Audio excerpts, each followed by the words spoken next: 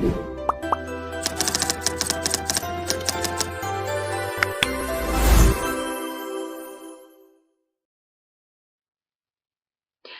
¿qué tal? Mi nombre es Lisbeth Carolina Asquilema y el día de hoy les voy a hablar de un tema muy interesante, el cual es accidente cerebrovascular. Esta presentación forma parte de un grupo de temas interactivos de la Cátedra de Imagenología 2 de la Facultad de Ciencias Médicas de la Universidad de Cuenca. Entonces, para empezar, revisemos un poco del contenido que vamos a ver el día de hoy. Primero vamos a definir qué es un ACV. Después vamos a ver lo que es la epidemiología y por último los dos tipos de ACV que tenemos, tanto el ACV isquémico como el ACV hemorrágico. Y dentro del ACV isquémico se encuentra un grupo de enfermedades cerebrovasculares no ateroscleróticas no hipertensivas. Bien, entonces comencemos con definiendo qué es un accidente cerebrovascular o también llamado ACV. El accidente cerebrovascular, también conocido como ITU, es un síndrome clínico que se caracteriza por un déficit neurológico de comienzo súbito que puede ser focal o global. Dentro de esto va a abarcar síntomas neurológicos clásicos del ACV, los cuales, como mencionamos, pueden ser focales o globales y van a depender mucho de la zona del cerebro que esté afectada. A su vez, los ACVs pueden ser de tipo isquémico o tipo hemorrágico.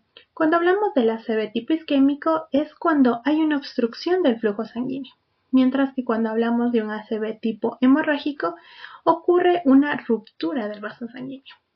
Para realizar el diagnóstico de un ACV recurrimos al uso de las neuroimágenes. Principalmente se utiliza lo que es la tomografía computarizada, la resonancia magnética, la ecografía Doppler y la angiografía cerebral convencional. En cuanto a la tomografía computarizada o también llamada TC, pues esta es la más utilizada. Especialmente se utiliza durante la fase aguda, porque está ampliamente disponible y nos permite diferenciar rápidamente si se trata tanto de un ACV isquémico como un ACV hemorrágico.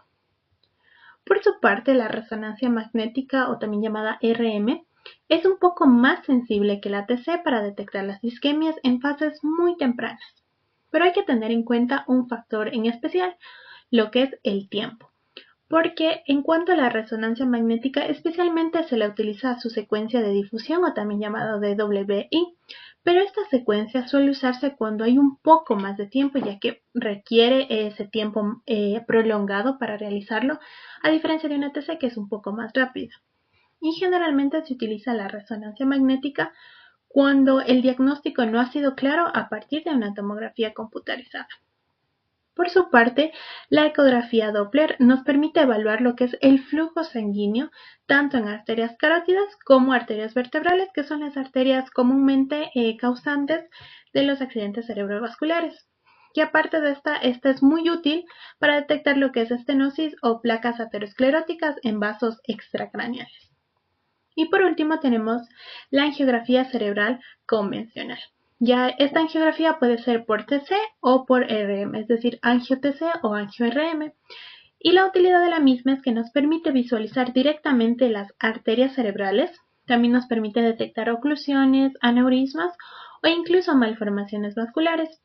Y aparte de esta, es fundamental si se quiere hacer una planificación de tratamientos como lo que es la trombectomía.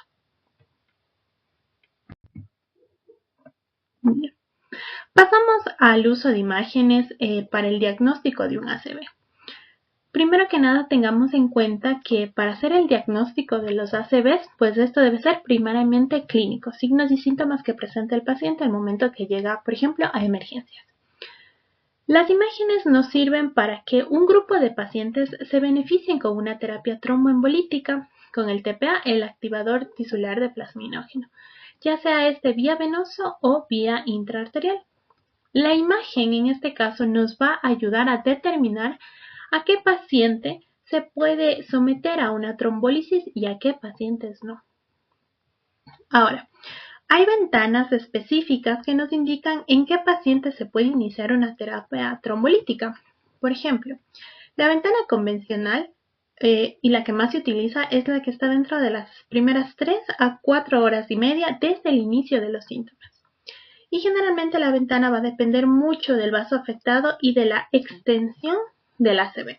Por ejemplo, si nosotros tenemos un ACV muy extenso, a veces se prefiere no realizar lo que es una trombólisis por el riesgo a que estos mismos causen una hemorragia. El primer estudio siempre que se debe solicitar es una TC simple de cráneo, ya que esta, es el estudio más disponible en la mayoría de centros y es muy rápida de realizar y aparte de eso es muy sensible para detectar sangre intracraneal. Aparte de esto, pues la TC simple de cráneo, la finalidad de lo mismo es excluir una hemorragia y por lo tanto confirmar que estamos frente a un ACV de tipo isquémico. Entonces, el objetivo de la TC es determinar si el ACV es hemorrágico o es isquémico y en caso de, por ejemplo, que no sea ninguno de los dos, pues nos ayuda a descartar otras causas que no sean una hemorragia, por ejemplo, un tumor. Aparte del TC simple de cráneo, que es la primera técnica de elección, también tenemos estudios de imágenes avanzados y esta sobre todo se le utiliza cuando tenemos un ACV de tipo isquémico. Pero ojo, aquí hay que tener en cuenta que estos estudios de imágenes avanzados requieren mucho más tiempo a comparación de una TC simple de cráneo, como ya lo habíamos mencionado. Estos estudios no son necesarios para instaurar su terapia, pero por el hecho de que demoran más, su realización no debe retrasar un tratamiento, por ejemplo, una trombosis. Entre este grupo de estudios de imágenes avanzados tenemos el estudio de perfusión por TAC o RM, una imagen vascular por un angio-TAC o un angio-RM, que tanto estudio de perfusión como vascular van a requerir un medio de contraste, o a su vez, la que también más se utiliza es la resonancia magnética con la secuencia de difusión o también llamado DWI. Bien, ahora en este esquema ilustrativo vamos a poder diferenciar cómo son los accidentes cerebrovasculares y los tipos que tenemos. Como habíamos mencionado, tenemos dos tipos, lo que es el ACV de tipo hemorrágico y el ACV de tipo isquémico. El ACV hemorrágico representa menos del 20% de todos los casos que se presentan, mientras que el isquémico representa alrededor o incluso más del 80%. Al ACV de tipo hemorrágico también lo podemos denominar derrame cerebral, mientras que al ACV de tipo isquémico también se lo puede denominar infarto cerebral. ¿Cuáles son las causas de cada uno de estos? El hemorrágico, la causa más común, lo que la causa es la ruptura de algún vaso sanguíneo a nivel cerebral. Y por ende, esa ruptura del vaso sanguíneo lo que provoca es una hemorragia cerebral o una hemorragia parenquimatosa, incluso una hemorragia subaracnoidea. Mientras que si hablamos del ACV de tipo isquémico, la causa de la misma es una obstrucción que detiene el flujo de sangre que va hacia el cerebro y por ende afecta a todos los tejidos que irrigaba esa arteria o irrigaba ese grupo que va al tejido cerebral. ¿Qué puede causar el ACV de tipo isquémico por esta obstrucción que detiene el flujo de sangre? Pues puede clasificarse en un ACV isquémico de tipo aterotrombótico, un ACV de tipo cardioembólico, puede provocar infartos lacunares o a su vez puede ser de tipo indeterminado. Bien. Antes de hablar un poco de cuál es la clasificación de estos ACVs, ya de acuerdo a subclasificaciones, si es que hablamos de hemorrágico o isquémico, es necesario que conozcamos tres términos que son importantes dentro del ACV. Cuando tenemos un ACV, el daño cerebral no va a ser uniforme y el hecho de que no sea uniforme va a generar tres zonas principales que representan lo que es la evolución de lo que es el ictus. Desde el centro hacia la periferia tenemos que en el centro está el núcleo del infarto o también llamado core del infarto. Alrededor del mismo tenemos lo que es el área de penumbra isquémica y en la zona más distal o más a la periferia, refiriendo como punto de referencia que es el centro, tenemos la oligoenía benigna. En cuanto a la zona central, pues la parte más afectada siempre va a ser el núcleo del infarto. El núcleo del infarto es el llamado core del infarto. ¿Pero qué representa esta zona?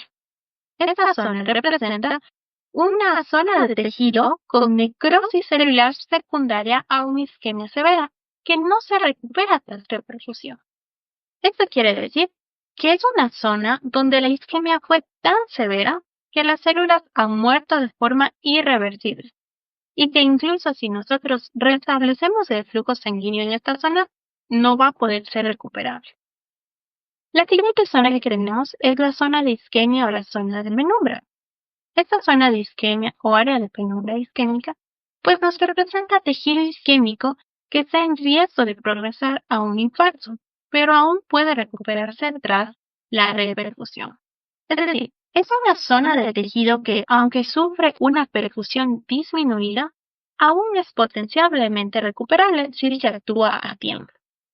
Y la última zona que tenemos es la zona de oligoemia benigna. Esta zona es pues una zona cerebral con una disminución del flujo sanguíneo sin un daño tisular irreversible que es potencialmente recuperable si se restablece la perfusión a tiempo. Es decir, es una zona que tiene un flujo levemente reducido, pero a pesar de ese flujo leve, no va a haber un daño estructural evidente y que también puede recuperarse si se mejora la perfusión. ¿Cuál es el objetivo de conocer estas tres zonas? La zona del core, de isquemia y la de oligoemia benigna, pues el objetivo terapéutico va a ser proteger la área o la zona de penumbra antes de que se convierta en un infarto y por ende que este no sea recuperado.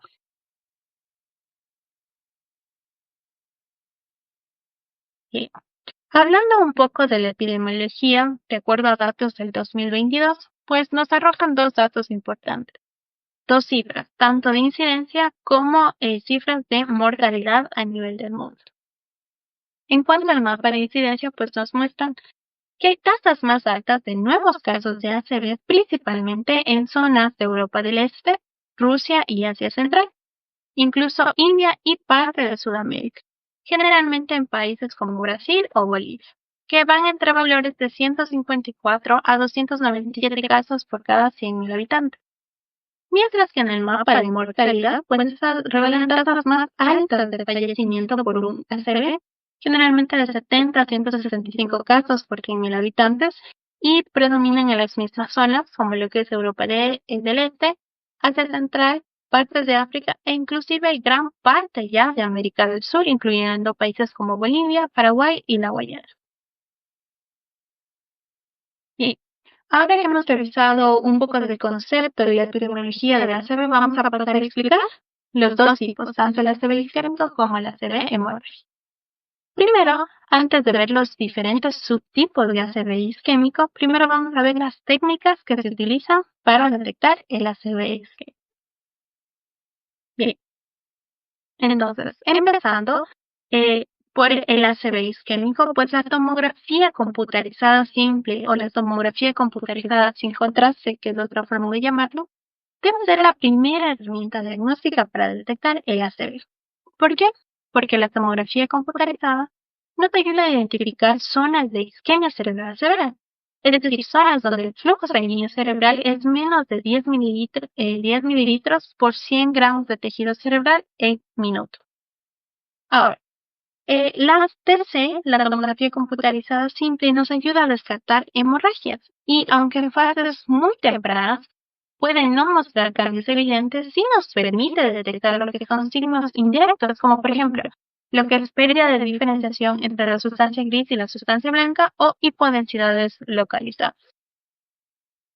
Ahora bien, debemos llevarnos la idea de lo siguiente. ¿Cómo vamos a ver en la TC un ACV que es de tipo hemorrágico o tipo isquémico? Pues bien, cuando se trata de ACV de tipo hemorrágico, la imagen que nos arroja la TC es una zona de hiperdensidad. Mientras que cuando hablamos de ACV de tipo isquémico, que es lo que estamos viendo en este momento, vamos a ver una imagen hipodensa. La tomografía nos puede mostrar zonas hipodensas, por ejemplo, en este caso, que es una imagen de una tomografía axial sin contraste, que la paciente tuvo un infarto del hemisferio cerebral izquierdo. Pues bien, la tomografía computarizada nos va a mostrar zonas hipodensas, como vemos aquí, que son compatibles con infartos externos. Además, estas zonas hipodensas pueden venir acompañados de lo que es un edema cerebral, lo que ya habíamos mencionado, pérdida de diferenciación entre la sustancia gris y blanca, que son denominados los cambios isquémicos tempranos, o incluso efectos tan graves como lo que es efectos en masa que llegan a comprimir hasta los ventrículos. Es necesario que sepamos actuar rápido porque el tratamiento trombolítico solo se puede aplicar en una ventana de tiempo muy limitada.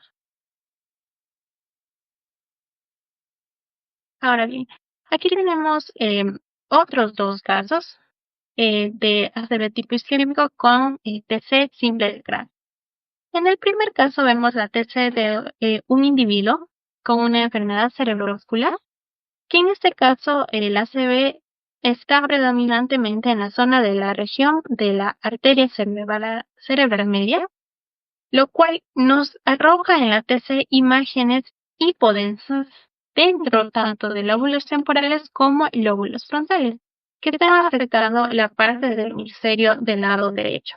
Como vemos, hay una notoria imagen hipodensa, pero a su vez también vemos que en el lado contralateral se nota igual ligeras zonas hipodensas que están afectando a estos hemisferios, que como en el caso bien nos indica, están en los lóbulos temporales y en los lóbulos frontales.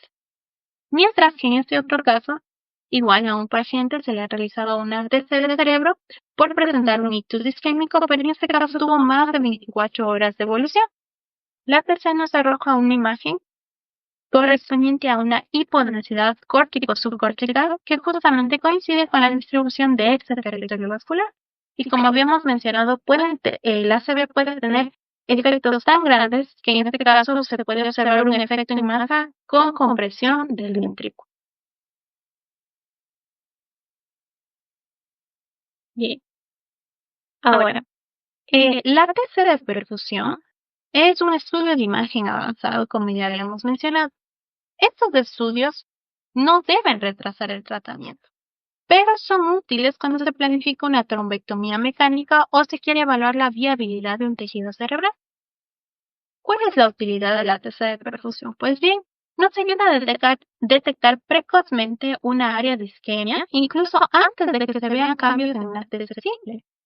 A su vez, la TC de perfusión nos ayuda a comprender e identificar el núcleo de un infarto e incluso la penumbra isquémica. La TC de perfusión se realiza tras la inyección de un contraste ayudado intravenoso y nos ayuda a evaluar dinámicamente cómo pasa el contraste por el cerebro y las imágenes que obtenemos, pues obviamente es una TC a nivel del cerebro y los cortes deben hacerse aproximadamente entre unos 40 a 60 segundos.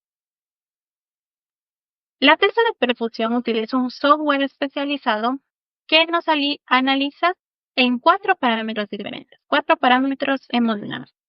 Primero lo que es el CBF, el CBB, el MTT y el TTP.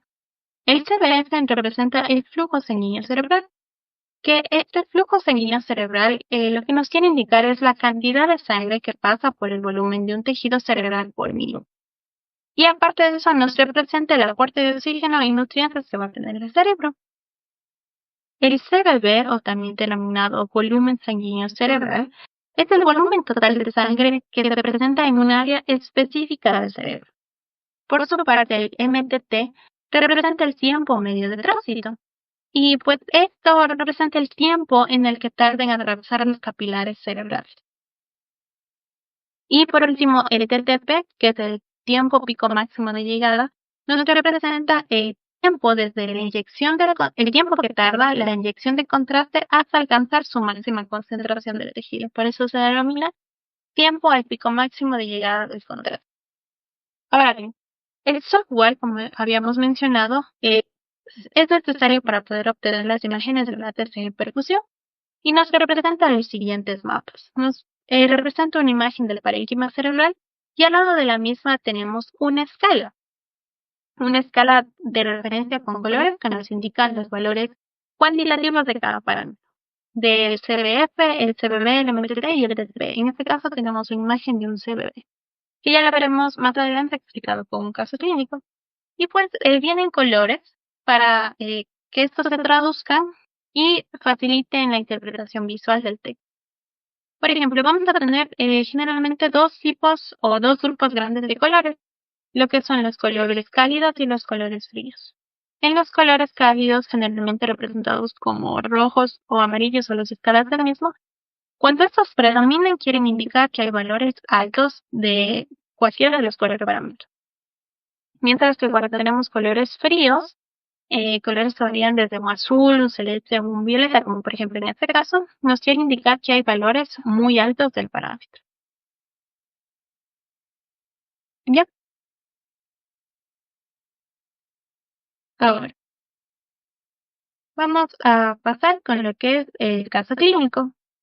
En este eh, tenemos un paciente que tuvo un infarto de la arteria cerebral media, derecha por una disección de la arteria carótida interna derecha. Fue una paciente de 50 años femenina que presenta una hemiplegia izquierda de inicio repentino hace aproximadamente unas 6 horas.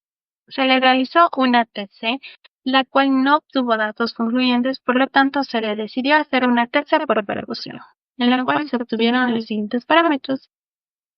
El CBB, el volumen sanguíneo cerebral, el CBF, el flujo sanguíneo cerebral, el MTT, y otro parámetro adicional que es el Tmax, que representa el tiempo máximo de retardo. Ahora, de acuerdo a la interpretación que nosotros podemos dar de esta imagen, pues podemos ver que tanto en el CBB como en el CBF vemos una imagen muy marcada con un color azul muy intenso. Pues esta imagen de perfusión nos indica una región cerebral donde la sangre está llegando con retraso significativo. Ahora, esto generalmente se está ubicando en el lóbulo frontal inferior derecho, que se representa como una reducción del volumen circulante debido a que está en estos colores de la escala muy profunda de un color azul con valores demasiado bajos que ya nos significaría que se está instaurando una CB de tipo isquémico, lo cual se comprueba tanto en el CBB como en el CBF.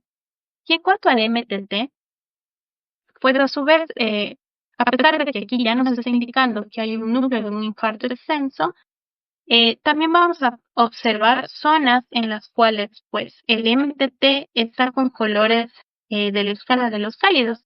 Esto quiere decir que está demorando demasiado la sangre en llegar a esta zona del parénquima pulmonar. Obviamente, como se está instaurando un infarto en esta zona, pues la sangre va a demorar más tiempo en llegar y por eso el color se acentúa en este tipo de escala. Y esto más se lo comprueba en el Thermax, donde se representa pues el flujo sanguíneo cerebral y pues nos puede representar una pequeña zona de renombre isquémico. Bien, ahora tenemos lo que es la angiografía por TC. La angiografía por TC es una técnica de imagen que utiliza una tomografía computarizada multidetectora que utiliza un contraste intravenoso para visualizar en detalle las arterias intracraneales y también las arterias extracraneales. La utilidad, o bueno, la angiografía por TC nos va a arrojar imágenes hiperdensas en ausencia de una opacificación e incluso la presencia de colaterales porque son hallazgos cívicos de una oclusión arterial. Esta información obtenida mediante la angiografía por TC es vital para que se pueda planear tratamientos como una trombectomía, por ejemplo.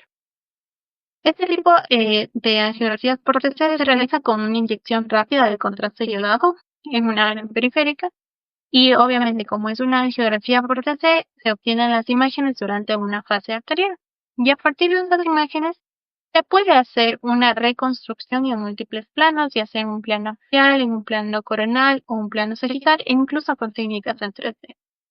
La utilidad de la angiografía por TC principalmente es identificar zonas de oclusiones arteriales, evaluar estenosis o disecciones, detectar aneurismas o malformaciones vasculares e incluso lo que es la planificación de una trombectomía mecánica. Como habíamos mencionado, los hallazgos típicos de una angiografía por TC es que vamos a ver a las arterias hiperdensas con su forma típica, que es tubular o bien definida, y las oclusiones van a aparecer como una ausencia de opacificación del vaso que se traduce como una interrupción súbita del mismo. Y pues como obviamente hay una oclusión como una medida de respuesta a esa oclusión y para no dejar zonas del tejido cerebral sin irrigar se generan lo que es las colaterales o también podemos observar desviación del flujo e incluso irregularidades en la pared de las arterias. Bien, aquí tenemos dos casos. En el primero de los casos vemos que se ha realizado una angiotomografía, la cual en la imagen A nos representa una fase arterial temprana y la B es una fase tardía 80 segundos después de la inyección del contraste. En esta podemos ver que la ACT, que también se le denomina de esa manera, muestra una diferencia de la apariencia y la longitud del trombo en las diferentes fases señaladas por la flecha blanca, que como vemos, en este caso la arteria afectada fue la arteria cerebral media del lado izquierdo, que vemos como la interrupción súbita del contraste deja de tinturear a esta arteria. Y eso lo podemos comprobar con el lado contralateral, que es obvio donde se ve la interrupción. Asimismo, en la ACT, en la fase de la arteria. Ahora bien, aquí tenemos otras tres ATCs de pacientes, de tres pacientes distintos, en las cuales, pues, las imágenes nos están mostrando una oclusión de la arteria cerebral media en su porción MI del lado izquierdo, que estaba afectado tanto en la imagen A como en la imagen B, y en la imagen C, en cambio, igual, está afectada la arteria cerebral media, pero en este caso del lado derecho, la misma porción. Estas imágenes nos ayudan a ver cómo se generan las colaterales a partir de la oclusión que se está causando en estas arterias. Por ejemplo, aquí vemos que se generan buenas colaterales o bastantes colaterales a partir de esa oclusión. Aquí vemos que de igual forma se han generado las soluciones, pero pueden estas no satisfacer la necesidad de irrigación de ese parénquima cerebral. Y finalmente en la C, pues vemos como no se han generado colaterales, o son muy pocas de esas colaterales que pueden estar afectando al parénquima cerebral. Sí. Ahora que hemos visto lo que son las técnicas por TC, pasamos a lo que es resonancia magnética. Y para la resonancia magnética hay un protocolo que generalmente se sigue para la obtención de estas imágenes cuando se enfrenta a un stroke o un ACV en tiempo real. Lo primero que se recomienda hacer es realizar una RM potenciada en T1, sobre todo para descartar si el ACV es de tipo hemorrágico y por lo tanto confirmar que se trata de una ACV de tipo isquémico. Aparte de que el T1 nos ayuda a contextualizar anatómicamente dónde va a ser ubicado el ACV.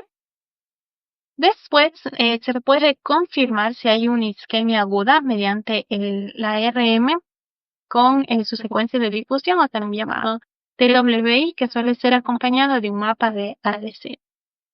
Luego se estima, se evalúa cuál es el grado de daño visible a través de una RM FLAIR, y también se puede utilizar esta frecuencia para determinar la edad del infarto.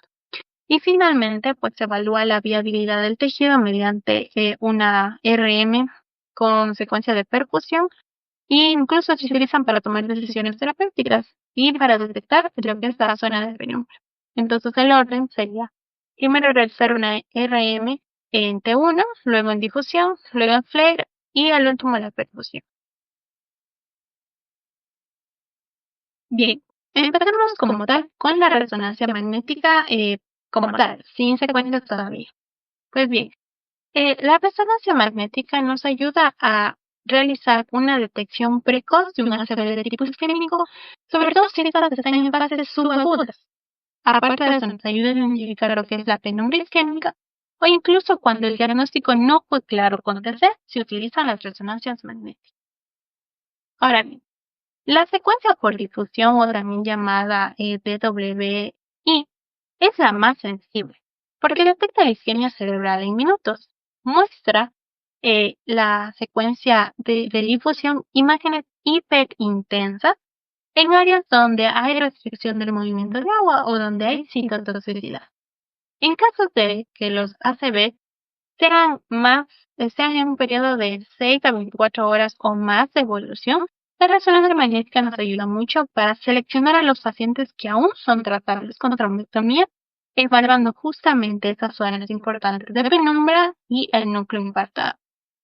Las frecuencias específicas que suelen utilizarse en resonancia magnética son, como ya lo hemos mencionado, la secuencia por difusión, o también llamado DWI. Importante acordarnos que en esta secuencia la imagen va a verse hiperintensa. La zona de lesión es hiperintensa. También podemos ver el mapa de ADC, que es el coeficiente de difusión aparente. También la secuencia FLAIR, potencial entre 2 para detectar la hemorragia. En TOP o tiempo de vuelo, que es angiografía sin contraste. Y la que generalmente es opcional utilizar es la PWI, que es la perfusión cerebral. Bien, aquí igual tenemos dos casos. En el primer caso, pues se trata de una paciente que tuvo un ictus isquémico postcefalea migrañosa y era una gestante atrévida. En este caso, a la paciente se le decide realizar una resonancia magnética en T2, en la cual vemos una imagen en un córtex que justamente nos trae esa imagen característica que habíamos visto, que es una zona de lesión, como vemos que está afectado la arteria cerebral posterior derecha, y en este caso se ve hiperintensa. Bien, en este otro caso tenemos resonancias magnéticas en un paciente, la cual se hizo tanto en T1 como en T2, y pues la imagen nos evidencia lesiones hiperintensas en la región temporo-occipital del lado izquierdo, que se ven tanto en la RM potencial en T1 como en la RM potencial en T2. Y pues esta resonancia magnética nos evidenció un evento vascular isquémico que estaba justamente donde mencionamos, en la región temporo-occipital del lado izquierdo, y afectaba tanto a los ramos corticales, paracentrales y centrales frontales. Bien, ahora, como habíamos mencionado, la resonancia magnética que más se utiliza es la difusión por resonancia magnética. Esta difusión por resonancia magnética, o también conocido como DWI, es una secuencia especial de resonancia magnética que nos ayuda o es específica para medir el movimiento o difusión de las moléculas de agua en el tejido cerebral.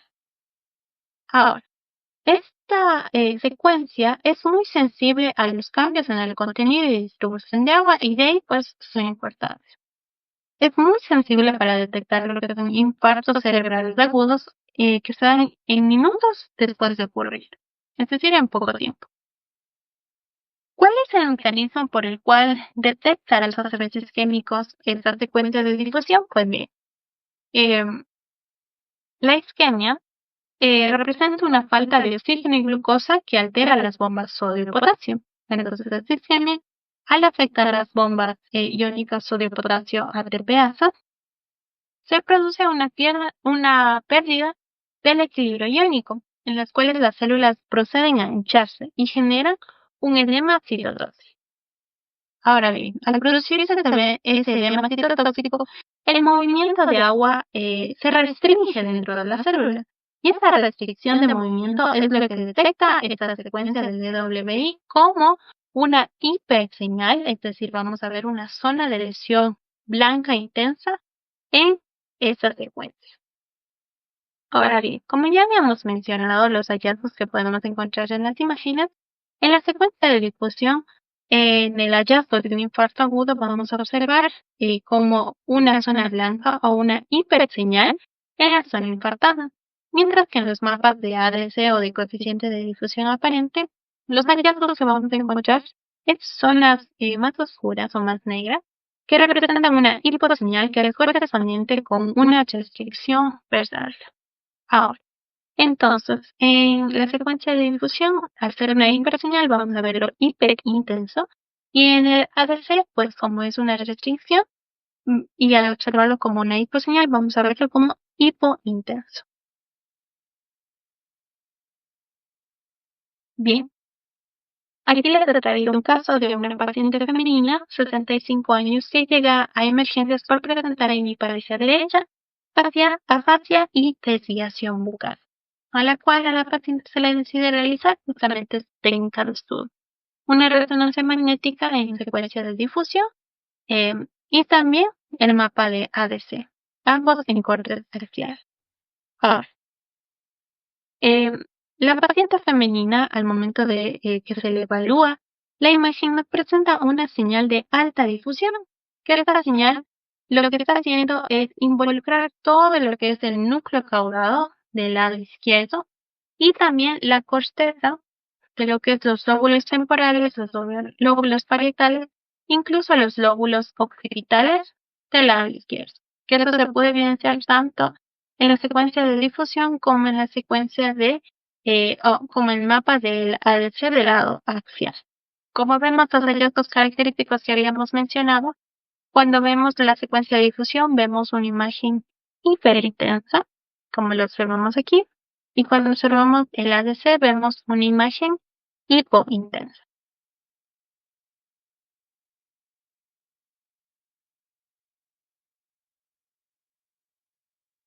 Ahora bien, como vemos en estos videos que les hemos traído para que puedan observar mejor, vemos como la lesión hiperintensa y hipointensa en ambos videos se lograron observar en tanto los lóbulos temporales, los lóbulos parietales y los lóbulos occipitales.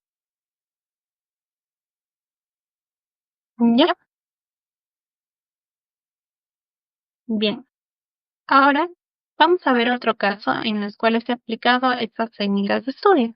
En este caso tenemos una paciente que ingresó con un infarto del territorio de la arteria cerebral media del lado izquierdo.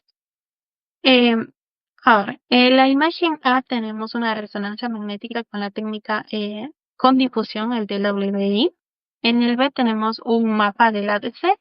Se le decide realizar una angiografía y por último una resonancia magnética tiempo después de que presentó en este caso la paciente.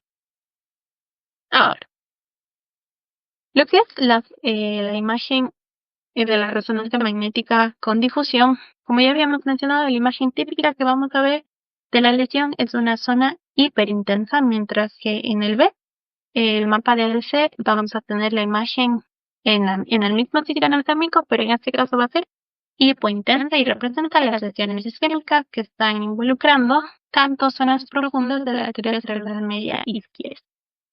Pero para comprobar que se trata de esta serie, se decide hacer la angioresonancia magnética, la cual, si comparamos con su lado contralateral, pues vemos que hay una interrupción brusca de lo que es cómo se va pintando lo que es la arteria afectada, que en este caso pues fue la arteria cerebral media izquierda. Con la reconstrucción en la angioresonancia magnética, que si comparamos con su lado contralateral, pues vemos que hay la falta de la misma. Y por último, la resonancia magnética de control que se le hizo después con una secuencia de susceptibilidad magnética, a pesar de que el caso o el cuadro de esta paciente inició con un infarto, pues después se puede evidenciar en la resonancia magnética una zona o un foco de una microhemorragia en los ganglios de la base izquierda.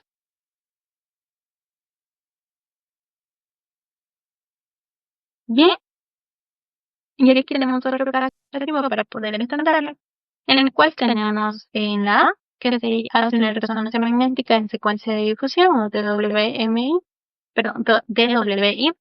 en la cual igual nos muestra una lesión isquémica aguda en el territorio de la arteria cerebral media del lado derecho, que se ve como recordemos que se ve como una imagen hiperintensa. Y para comprobar que se trata de esta arteria afectada, se decide hacer la angioresonancia magnética con una reconstrucción que nos muestra la oclusión y la interrupción súbita de la arteria cerebral media del lado derecho en su porción M1, que igual debemos compararla con el lado contralateral para ver si se trata justamente de esa arteria y pues en este caso se comprueba.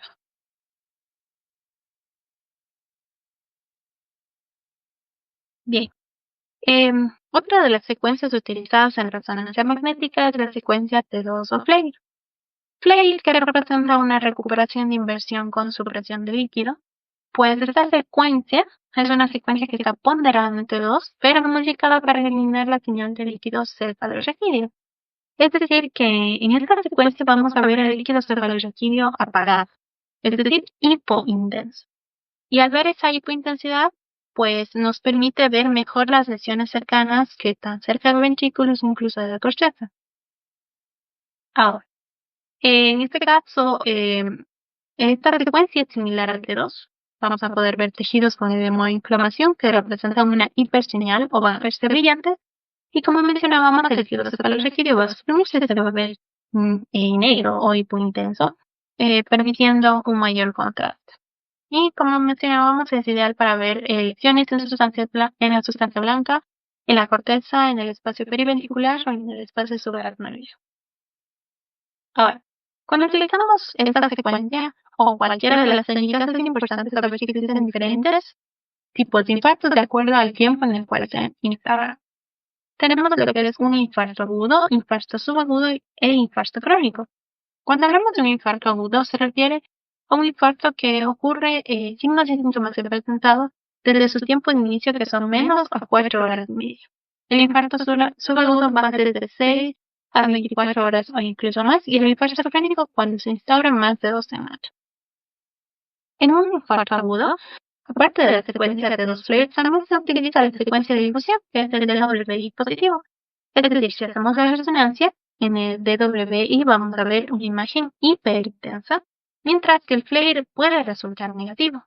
Y al haber un DWI positivo y un flare negativo, pues estos son criterios clásicos para indicar que al paciente se debe instaurar una trombosis. Y el hecho de tener el DWI positivo y el flare negativo nos representa un mismatch, que es característico de un infarto hiperagudo que ocurre en menos de las 4 horas.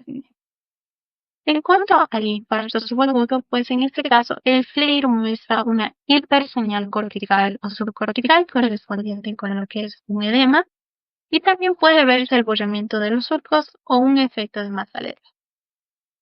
Mientras que en el infarto crónico va a persistir la hiperseñal que teníamos en el infarto subagudo, pero a pesar de eso también se acompaña de una atrofia en la región afectada, puede haber un ensanchamiento de los ventrículos y de los surcos.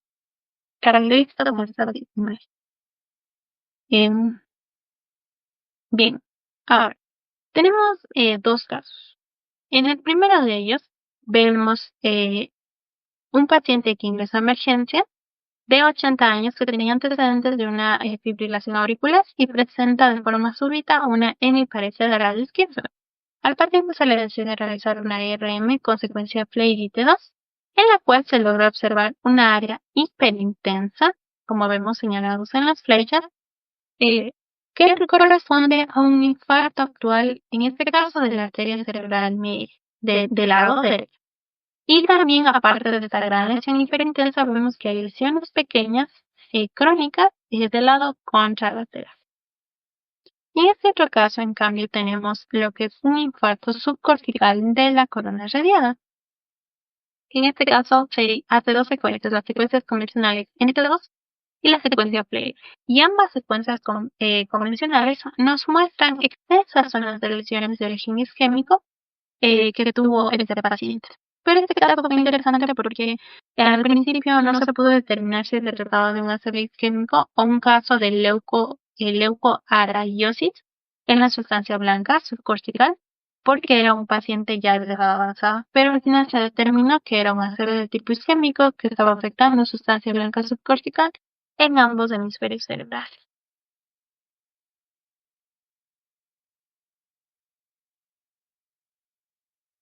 Bien, ahora vamos a tener lo que es la angiografía por RM, también denominada angio-RM o MRA.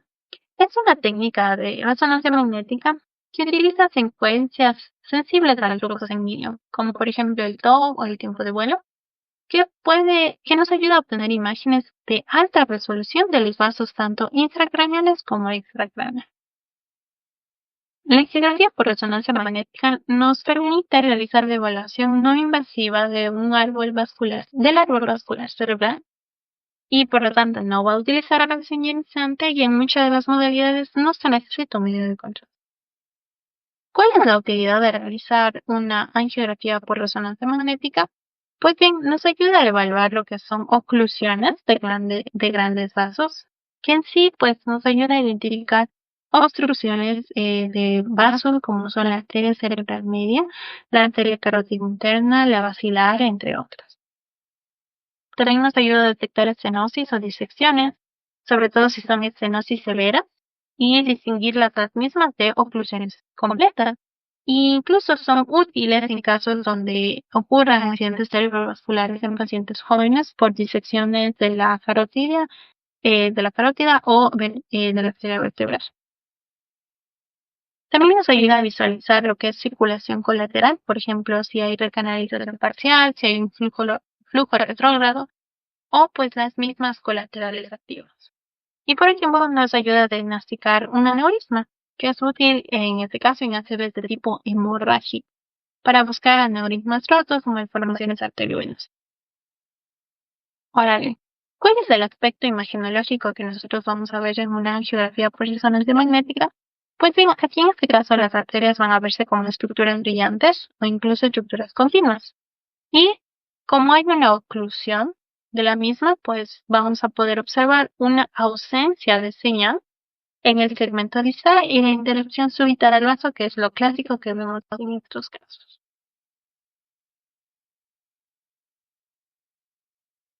Bien, aquí tenemos dos casos para ver la geografía por resonancia magnética.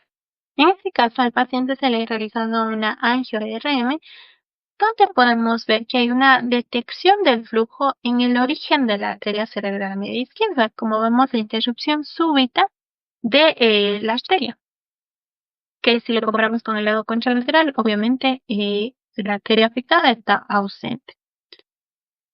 Aquí en este caso, también tenemos igual una angioresonancia magnética en la secuencia 3D tiempo de vuelo en RM, en la cual vemos que hay una obstrucción de la arteria carótida interna que está señalada en este círculo por la ausencia de la misma. Igual comparamos con el lado contralateral y pues vemos que hay una restricción de señal en esta imagen, en la cual hay interrupción súbita de la misma. Y para comprobar la afectación o el grado de afectación que está teniendo esta obstrucción de la arteria carótida interna del lado izquierdo, se decide hacer una resonancia magnética con secuencia de difusión. Que recordemos cuando había un ácido isquémico, vemos una imagen hiperintensa. Y en este caso vemos que hay una gran afección del parénquima cerebral por la imagen hiperintensa que observaba en la resonancia magnética. Bien, ahora tenemos lo que es trombosis venosa cerebral. La trombosis venosa cerebral es una causa de obstrucción del drenaje venoso que puede causar edemas cerebrales y en casos muy severos incluso infartos venosos o lo que es una hemorragia. La trombosis venosa cerebral representa la formación de un coágulo o también llamado trombo en el sistema venoso cerebral, que puede afectar tanto a senos venosos durares, que los más comunes son el seno sagital superior, el seno sagital inferior, senos rectos, senos rectos y otros senos, o en venas cerebrales profundas. Si bien es cierto, la trombosis venosa cerebral es una causa infrecuente de ictus agudos, hay que tenerlo en cuenta. Y la etiología clásica para que se presente esta trombosis es la triada clásica de Bild, que engloba tres parámetros: lo que es una lesión endotelial, un paciente con hipercoagulabilidad y un flujo sanguíneo. Las manifestaciones clínicas clásicas de una trombosis venosa cerebral dependen de, por ejemplo, el paciente puede venir acompañado de un síndrome de hipertensión endocrinana, un síndrome neurológico focal o un síndrome del cerebro cavernoso. Las causas asociadas típicas de una trombosis venosa cerebral suelen ser ya sea de tipo sistémico o de tipo local. Cuando es sistémico, generalmente responden a causas hormonales o fármacos, por ejemplo, el embarazo, el uso de anticonceptivos o de corticosteroides. En cuanto a las coagulopatías, pueden ser déficit de la proteína C o F, déficit del factor quinto de Leigh. Si hablamos de alteraciones hematológicas, puede ser un paciente que tenga una policitemia, una hemoglobinuria. En cuanto a causas inflamatorias, puede ser pacientes que tengan lupus, sarcoidosis, enfermedad de Wegener, infecciones como lo que es sepsis, endocarditis, la misma tuberculosis, presentar herpes, o cardiopatías que sean de tipo congénitas propias del paciente, o pacientes que tienen insuficiencias cardíacas, o acompañados de otras enfermedades, ya sea colitis ulcerosas o la enfermedad de Crohn. Pacientes con deshidratación también forman parte de este grupo en causas sistémicas. Y las causas locales generalmente suelen ser infecciones ya sean extradurales o intradurales, que generalmente lo que es el empiema, o abscesos, tumores intracraniales e inclusive traumas craneoencefálicos. Bien, pero para que nosotros podamos interpretar cuando se trata de estos casos, necesitamos saber principalmente la anatomía de los senos venosos, que tenemos aquí una imagen ilustrativa y cómo se vería por una resonancia magnética, obviamente en fase venosa. Como habíamos mencionado, las zonas o los senos más afectados generalmente suele ser el seno sagital superior, el seno sagital inferior, el seno recto o incluso la confluencia de los senos venosos, también conocida como presa y eófilo. Y pues aquí tenemos la imagen con sus respectivas partes de los senos venosos, que las pueden revisar a profundidad para conocer la anatomía de los mismos. Ahora, como habíamos mencionado, la trombosis venosa depende mucho de primero, la localización, la extensión y la cronología del proceso. Tres factores importantes que nos derivan en tres tipos de trombosis. Una trombosis venosa cerebral, trombosis venosas cerebrales aisladas y trombosis venosas cerebrales de tipo profundo. Cuando hablamos de una trombosis venosa cerebral, el seno más afectado generalmente suele ser el seno longitudinal superior, como vemos en esta zona, que puede ser entre el 62% de los casos. El seno transverso o el seno lateral es el siguiente más afectado, que representa entre el 41 al 45% de los casos. La vena de Galeno se afecta en más o menos el 8% de los casos. También luego viene afectado lo que es el seno recto. Y por último, el seno cavernoso, que ya es casi muy infrecuente, que representa el 3% de los casos. Las trombosis venosas de tipo cerebral aisladas, generalmente la afección son en venas corticales, que representan el 17% de los casos, y la trombosis venosa cerebral profunda, que representa alrededor del 11% del caso.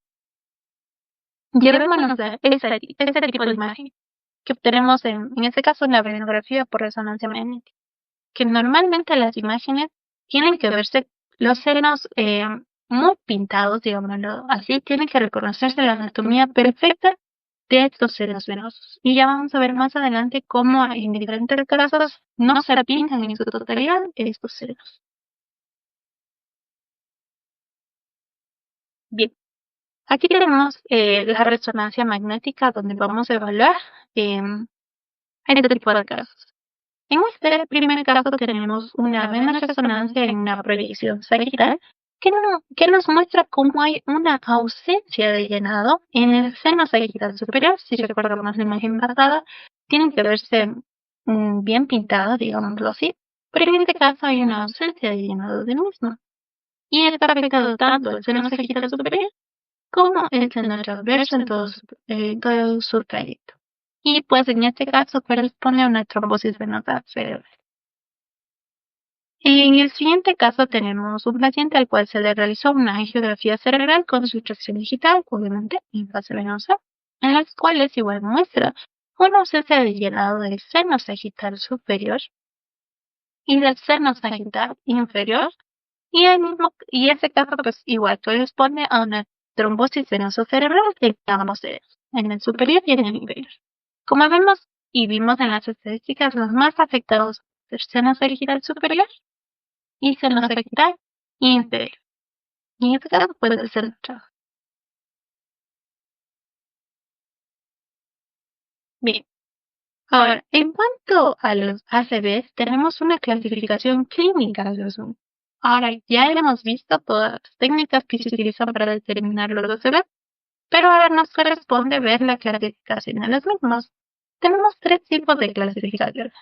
Lo que es la clasificación OCSP, la clasificación de TOAS y la clasificación de ASCO.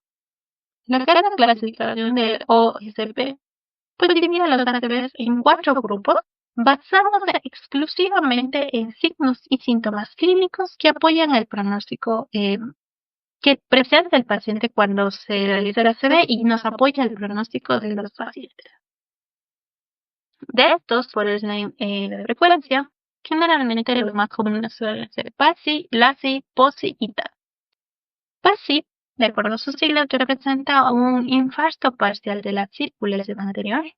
LASI representa un infarto lacunar.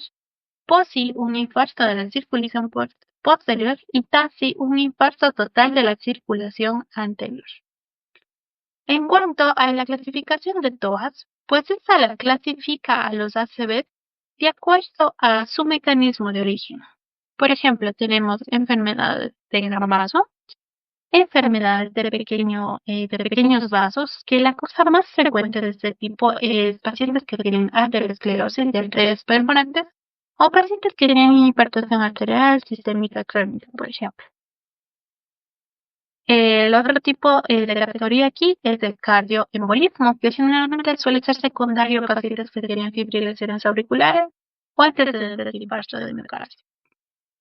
En cuanto a las otras etiologías, esto se refiere a pacientes que tienen enfermedades no ateroscleróticas no hipertensivas, y ya les vamos a ver un poco más adelante. Y cuando son de tipo indeterminado, este más bien nos refiere a pacientes que tienen infartos que después de que se les ha realizado pruebas diagnósticas y se han analizado los hallazgos clínicos, no se ha logrado determinar la causa de ese infarto o tiene múltiples causas, por lo cual también puede ser llamado indeterminado o de etiología múltiple.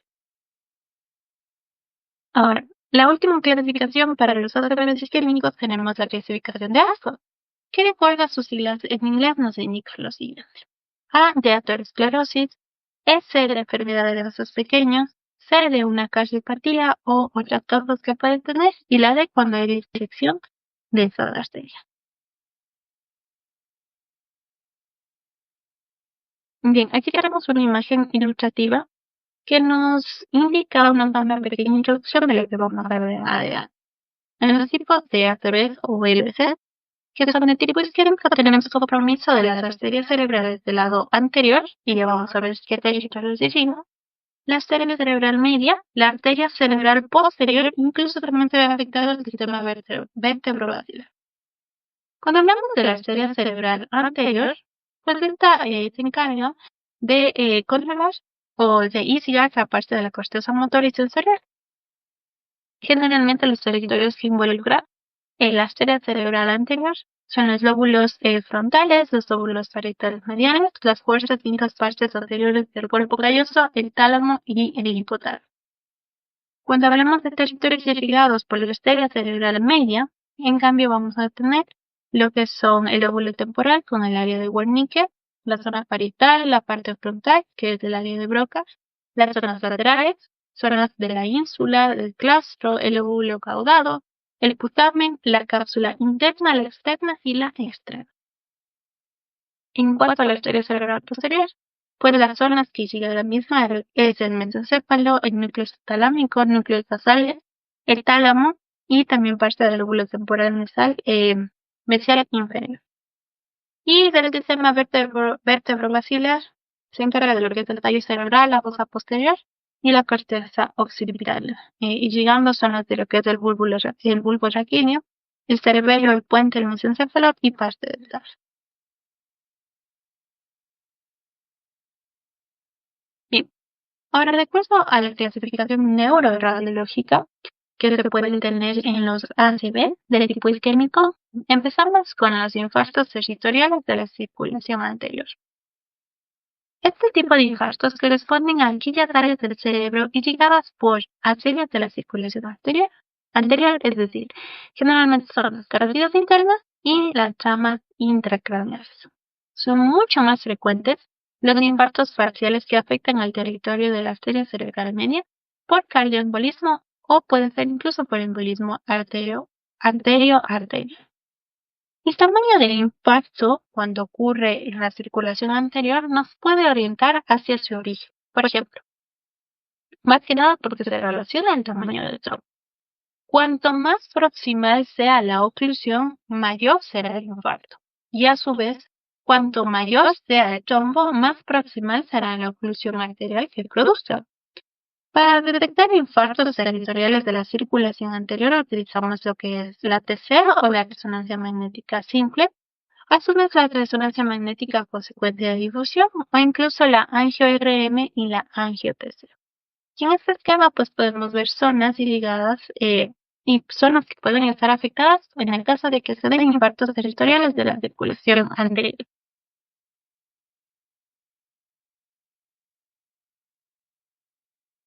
Bien, aquí tenemos igual dos casos que nos van a explicar un poco cómo funcionan estos infartos. En el primer caso tenemos un paciente al cual se le realizó una TC simple del cerebro en un corte axial sin contraste, el cual nos reveló un ictus de tipo isquémico que estaba afectando el territorio de la arteria cerebral media derecha.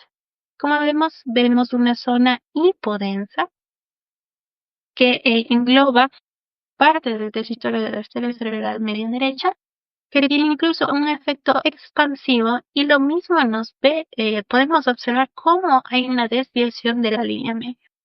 Entonces recordemos que en la tomografía computarizada, como ya habíamos visto, la imagen que vamos a ver es una hipodensidad y en este caso pues nos corresponde identificar qué territorio arterial está afectado y en este caso fue arteria cerebral media del lado derecho. Bien, en este otro caso tenemos una TC en un individuo que tuvo un infarto maligno de la arteria cerebral media con compromiso más del 50% del territorio y en el mismo vemos una desviación de la línea media. Igual recordemos, la imagen que vamos a observar es una hipodensidad, como podemos observar igual en este caso.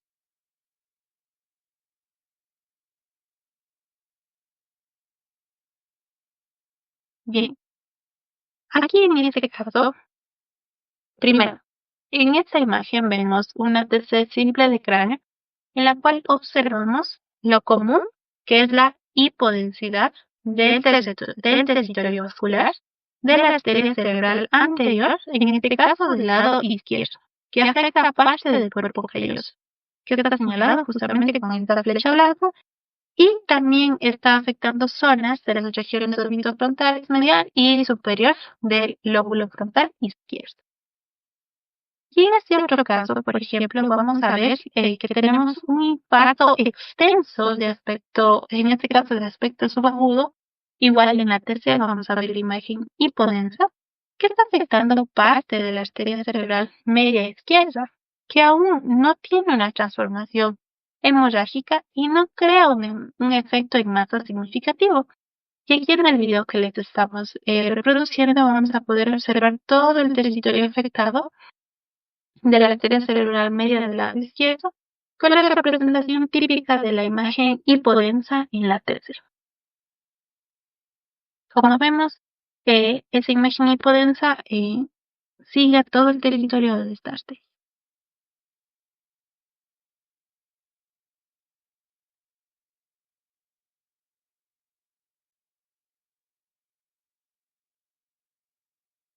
Bien, continuando con la clasificación neuroradiológica, tenemos ahora los infartos territoriales de la circulación posterior.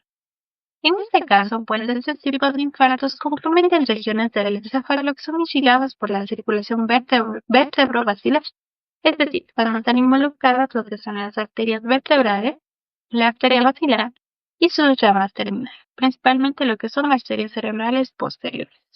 Para identificar este tipo de infartos, las técnicas que se utilizan en las neuroimágenes son lo que es la TC, la resonancia magnética simple, la RM consecuencia de difusión o incluso PLAY, y la misma utilidad de la angio-RM y de la angio-TC. Tenemos tres segmentos cuando hablamos de infartos territoriales de la circulación posterior, lo que es segmento proximal, segmento medio y segmento distal. Al hablar del segmento proximal nos estamos refiriendo a afectaciones de las arterias vertebrales y de las arterias cerebelosas posteriores. Cuando hablamos del segmento medio, hablamos del tronco basilar, arterias cerebelosas anteroinferiores y las arterias perforantes. Y por último, en el segmento distal, tenemos las arterias cerebelosas superiores, el top de la basilar y las arterias cerebrales posteriores. Bien, igual tenemos dos casos para ilustrar este tipo de infartos, en los cuales en la primera vemos a un paciente que se le ha realizado una resonancia magnética en un corte coronal y en un corte sagital. Ambas están potenciadas a estar en la secuencia T2. Y la flecha amarilla nos está señalando cómo podemos observar un infarto laterovulvar del lado izquierdo. Como vemos, se representa en una imagen hiperintensa relacionada con el tema que estamos viendo, los infartos de la circulación posterior. Y en este caso, en cambio, podemos ver cómo tenemos una TC en un corte coronal, en la cual podemos observar que en este caso hay una afectación de la arteria vertebral del lado izquierdo y su afilamiento, que corresponde en este caso a una disección de la misma arteria.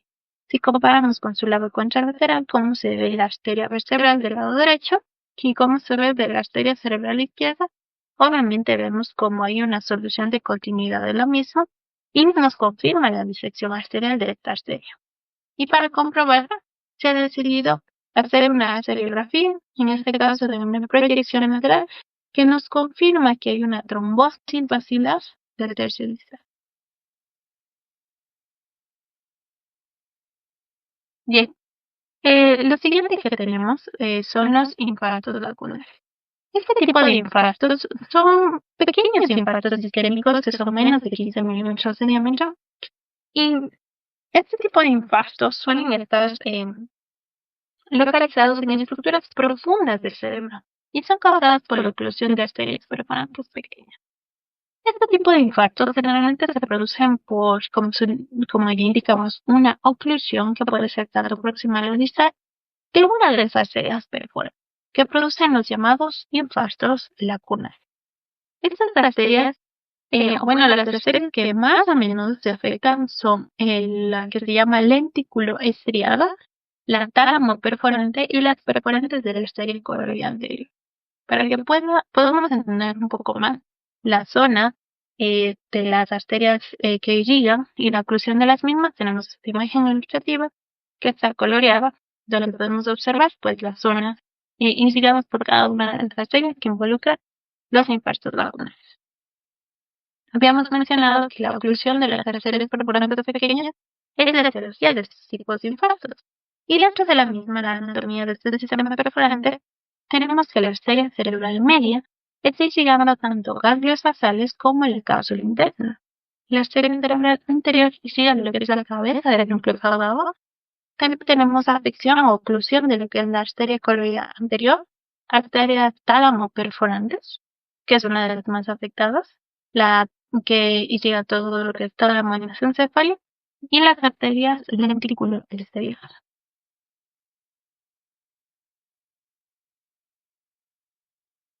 Bien, aquí tenemos el caso de un paciente en los cuales se han adquirido imágenes de resonancia magnética en un corte axial potenciada en T1, potenciadas en T2 y en la secuencia Flay, en la cual vamos a observar múltiples lesiones bilaterales que se ven hipodensas en el Flay con un halo hiperintenso que representa una gliosis.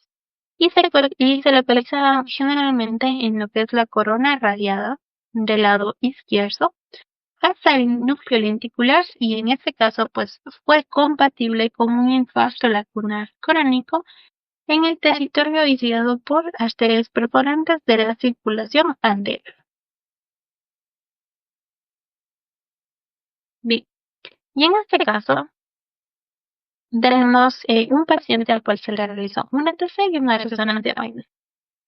En este caso, la TC se le realizó en un corte axial que nos muestra una hipodensidad que, si bien es cierto, no es tan notoria, sí la podemos llegar a observar, consistente con un infarto lacunar que está en la rodilla de la cápsula interna del lado izquierdo. Y para comprobar que existe ese infarto lacunar, se decidió hacer una resonancia magnética en la secuencia de difusión Flare, igual está en un corte axial, y nos confirma el infarto lacunar que está en la rodilla de la cápsula interna y también se vio que está afectando parte del tálamo del lado izquierdo.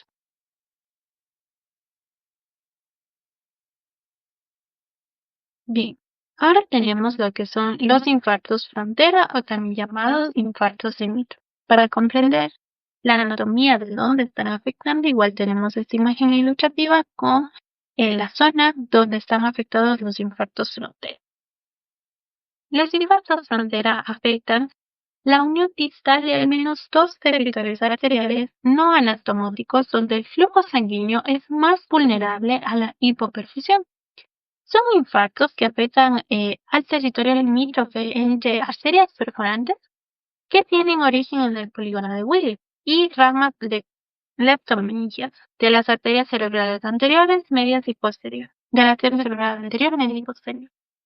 Se clasifican los infartos frontera limítrofes en infartos frontera que son internos, que generalmente están en centros ovales y en los hemisferios cerebrales, infartos frontera corticales anteriores, que están dentro del territorio limítrofe de las arterias cerebrales anterior y media, como vemos aquí ilustrado en la imagen. Y tenemos lo que son los infartos corticales posteriores, que están dentro del territorio limítrofe entre las arterias cerebrales posteriores y la media, que corresponden justamente a la zona posterior, como vemos. Y la zona de rojo aquí ilustrada representa los infartos fronteras internos en centros ovales de los hemisferios cerebrales.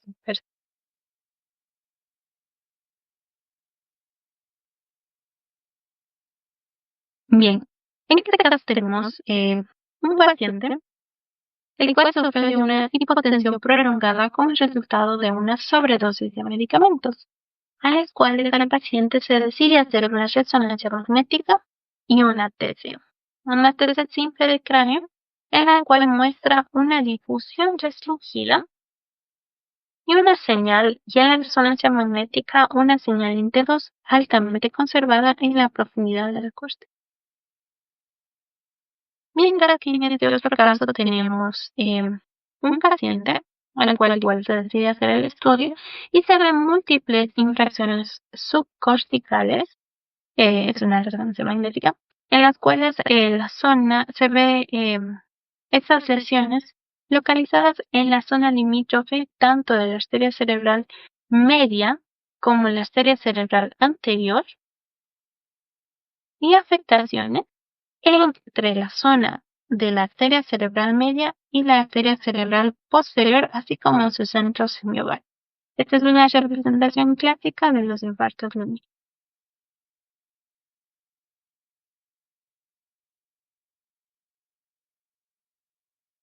Bien, dentro de los ACVs del tipo isquémico tenemos el grupo de enfermedades cerebrovasculares no ateroscleróticas no hipertensivas.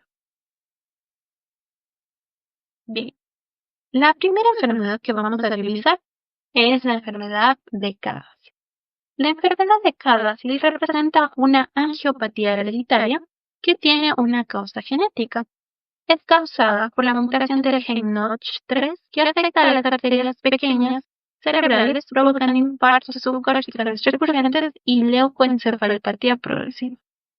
La enfermedad de Kawasaki se caracteriza por presentar clínicamente migrañas con aura, ataques cerebrovasculares isquémicos transitorios recurrentes, alteraciones cognitivas del comportamiento, incluso demencia, que se acompañan de lesiones citológicas típicas cerebrales.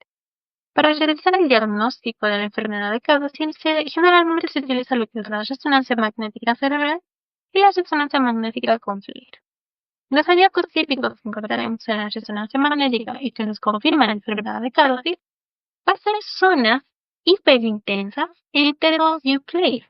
Y estas zonas hiperintensas van a estar ubicadas en la sustancia blanca periventricular, En las regiones temporales anteriores, que ya esto es un hallazgo específico de la enfermedad de Cauchy, también la hiperintensidad en las cápsulas externas, en los ganglios basales, en el puente, cuando ya son casos muy avanzados, puede acompañarse de infartos lacunares subcorticales múltiples, incluso de atrofia cerebral progresiva.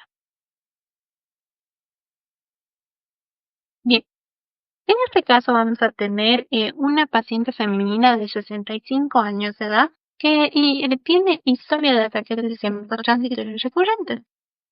En este caso, se le decide hacer una resonancia magnética tanto en T2 y como en Clay en corte axial, las cuales estas resonancias magnéticas muestran múltiples áreas hiperintensas que afectan tanto la sustancia blanca supratentorial, subcortical, periventricular y especialmente la característica de que son simétricas en ambos lados del hemisferio cerebral, son bitemporales, tanto en las imágenes potenciadas en el T2 como en el FLAIR, y se observó que en este caso no hay atrofia cerebral significativa.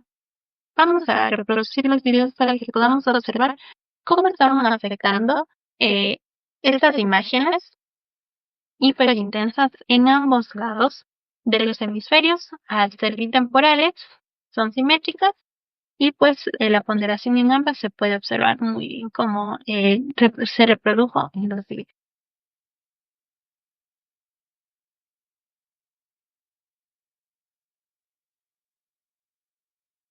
Bien, ahora tenemos la enfermedad de Fabry. La enfermedad de Fabry es una enfermedad lisosomal ligada a X causada por una deficiencia de la alfa-galactosidasa A, que provoca infartos cerebrales precoces, leucoencefalopatía subcortical y manifestaciones sistémicas como lo que son miocardiopatías, nefropatías y angioqueratomas.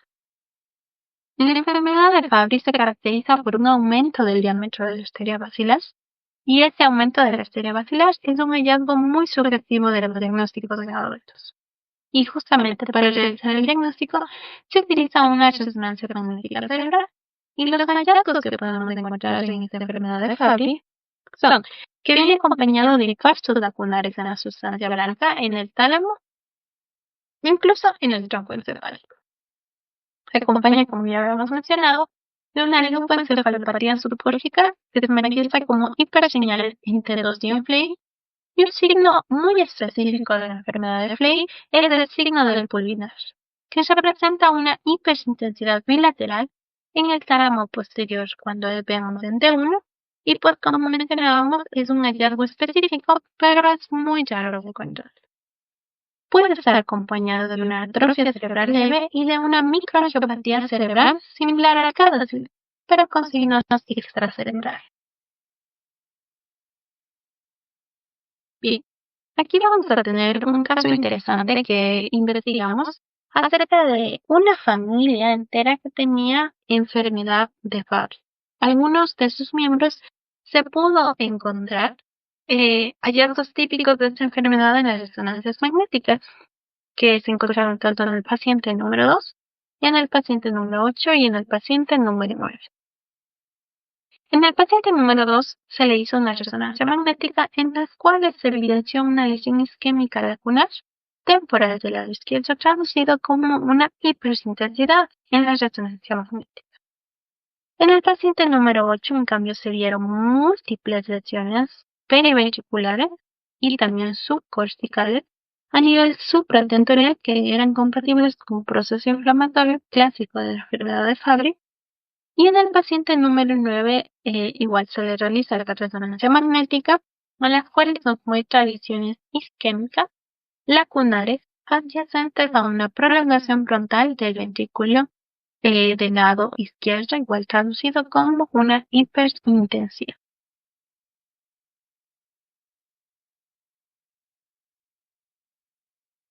Bien, en este caso vamos a ver la última, que es la angiopatía de Moya-Moya.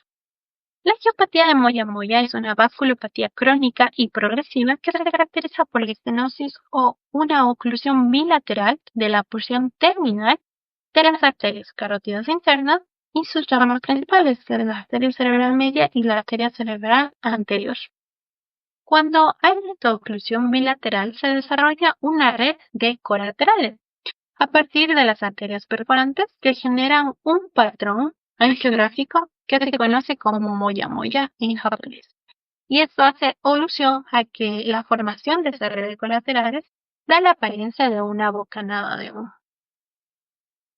Es importante mencionar que la angiopatía de moya-moya se define como una enfermedad de moya-moya cuando es idiopática.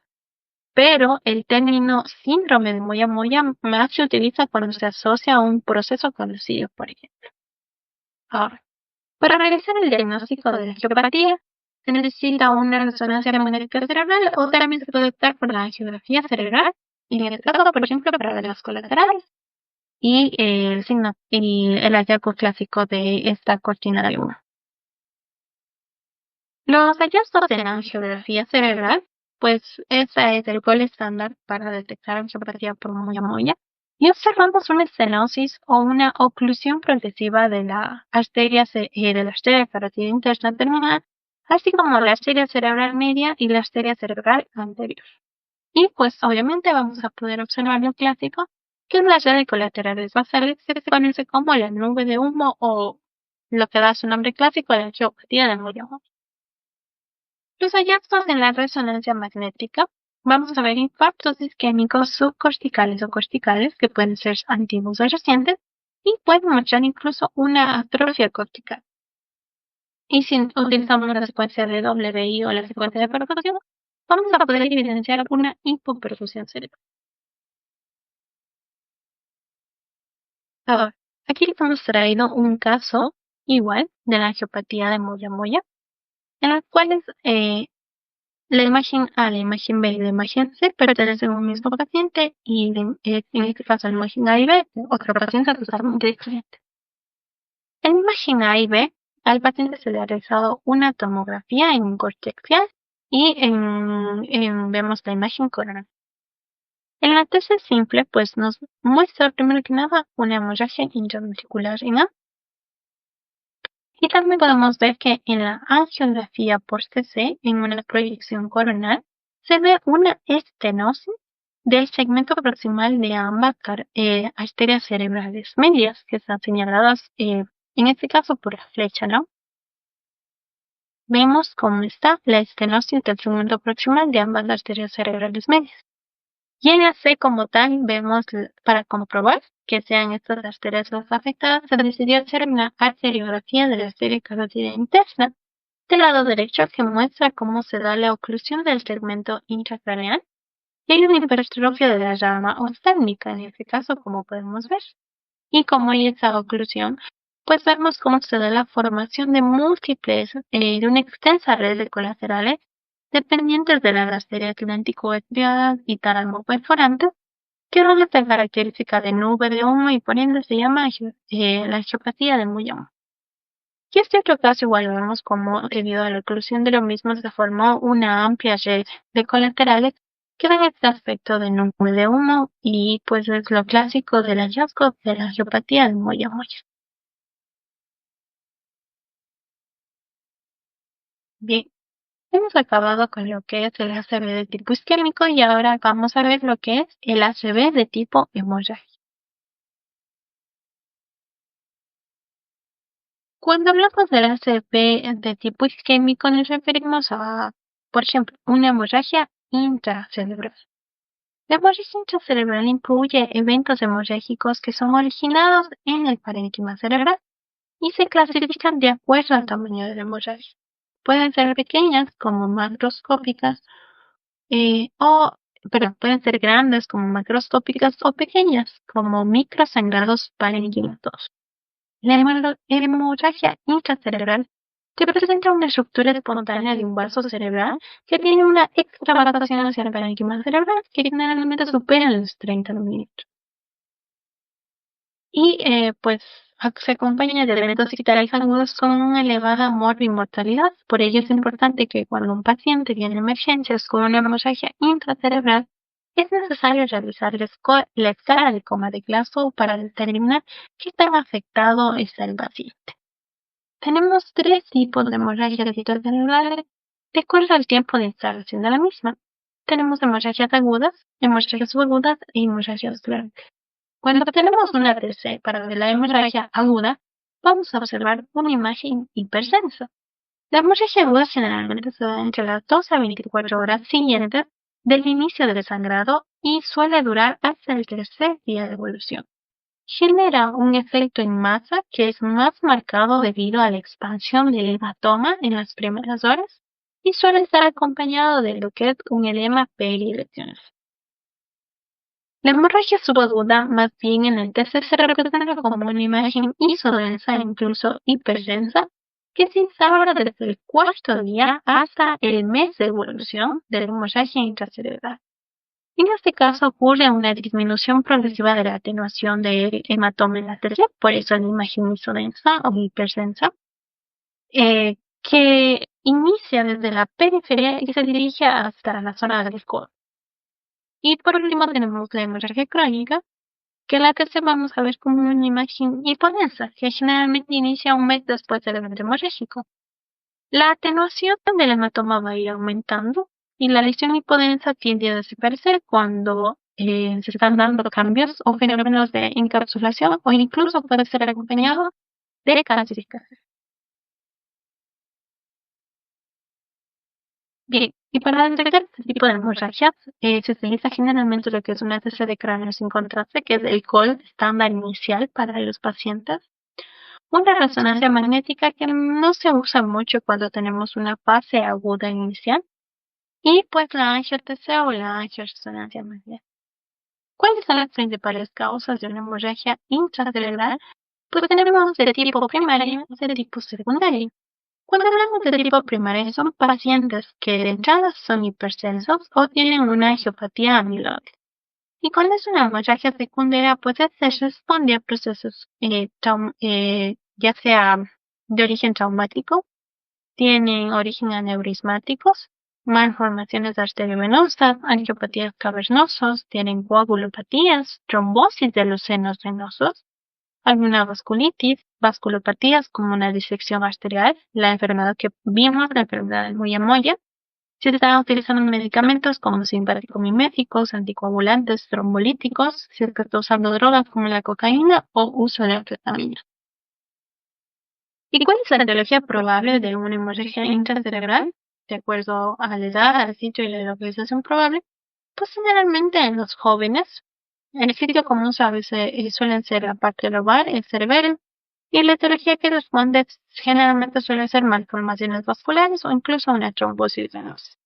Si es un paciente adulto mayor, generalmente el sitio suelen ser los ganglios lobar y suele estar acompañado de edema, y la etiología más probable en este caso son los tumores.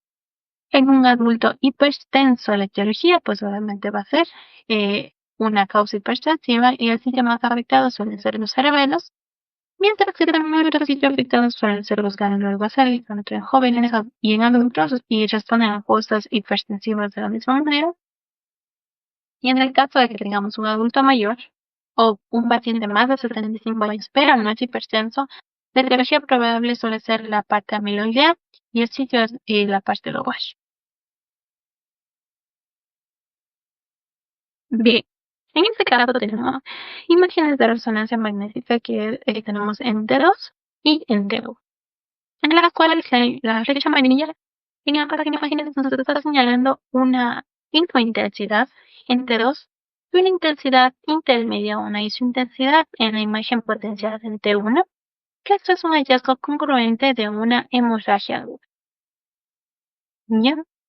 Y en este caso tenemos una TC de cráneo simple sin contraste en un corte axial que nos muestra una gran hemorragia intracerebral que está afectando la parte posterior del hemisferio cerebral del lado derecho. Esta gran hemorragia intracerebral está extendiéndose hacia los ventrículos y al espacio subdural. Y la misma hemorragia intracerebral vemos que está causando un marcado desplazamiento de la línea media.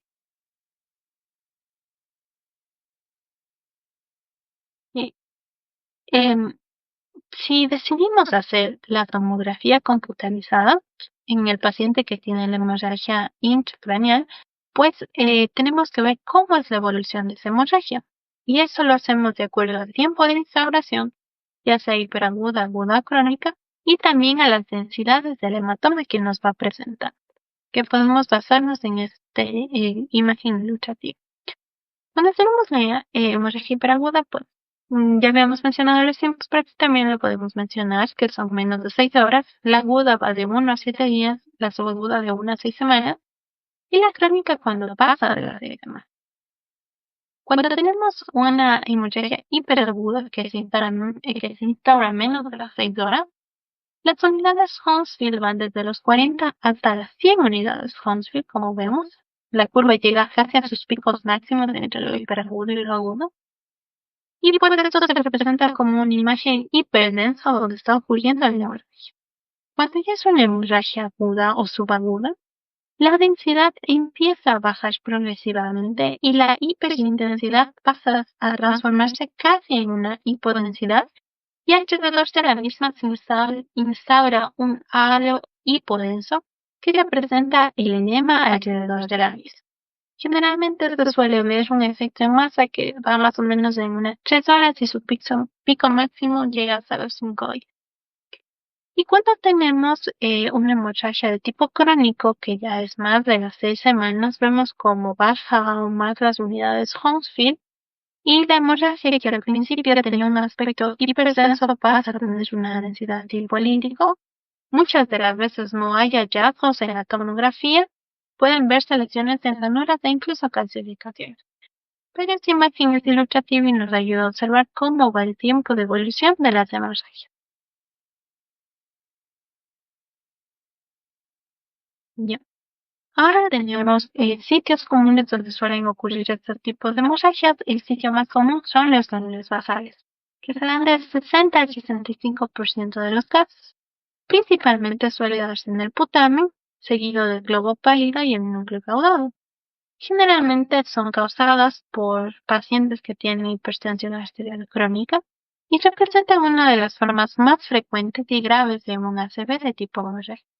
Si se decide hacer la TC, los hallazgos que vamos a encontrar va a ser lo siguiente: una hiperdensidad bien delimitada, como ya vimos en el caso anterior, en una sección profunda de la sustancia blanca.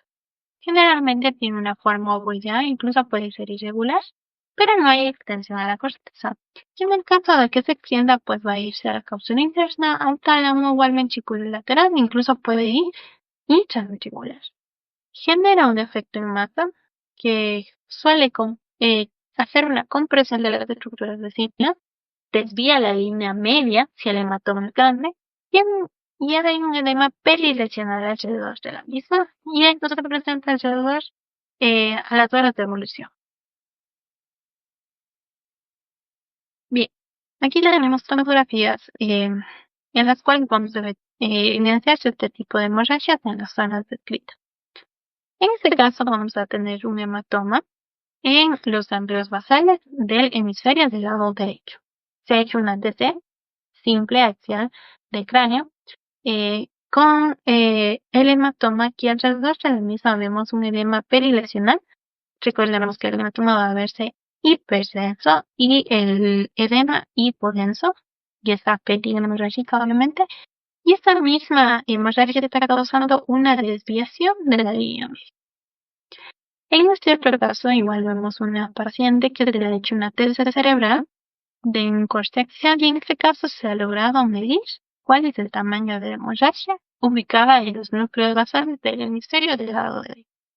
En este caso, las medidas fueron 6,74 por 4,7 por 5,39 centímetros, que está generando un efecto en masa y de la misma manera está desviando la línea media.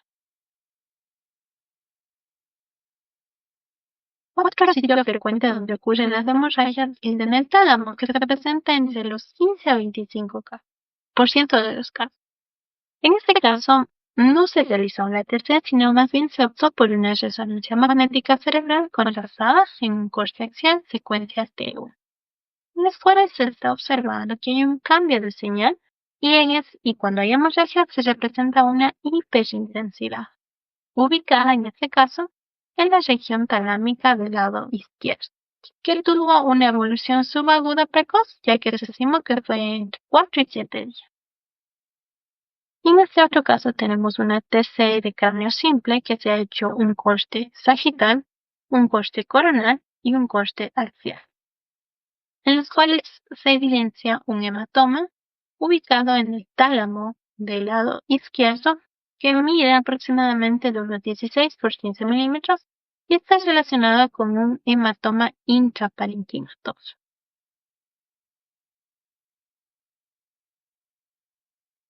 Otro sitio donde ocurren las hemorragias, que no es tan frecuente ya que se representa entre el 5 y 10% de los casos, es en el cerebro.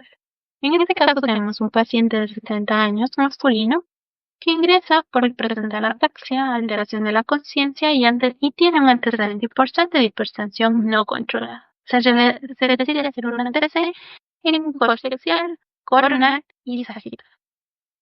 Esta tomografía computarizada nos revela una lesión hiperdensa significativa que está rodeada de un edema circulante leve y está ubicada en el hemisferio cerebeloso del lado izquierdo y lo podemos observar en el tres cortes, en el axial, en el coronal y en el sagital acompañado de su respectivo edema. Bien, ahora vamos a hablar de lo que es la hemorragia subaracnoidea.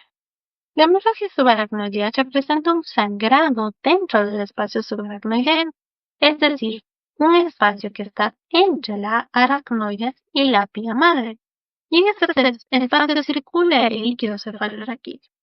El 85% de los casos espontáneos se deben a una ruptura de un aneurisma cerebral, que en este caso se clasifica como una hemorragia subaracnoidea de tipo aneurismática. En el caso de que se sospeche de una hemorragia subaracnoidea, la técnica diagnóstica de la lesión es que se debe realizar una TC, una tomografía computarizada.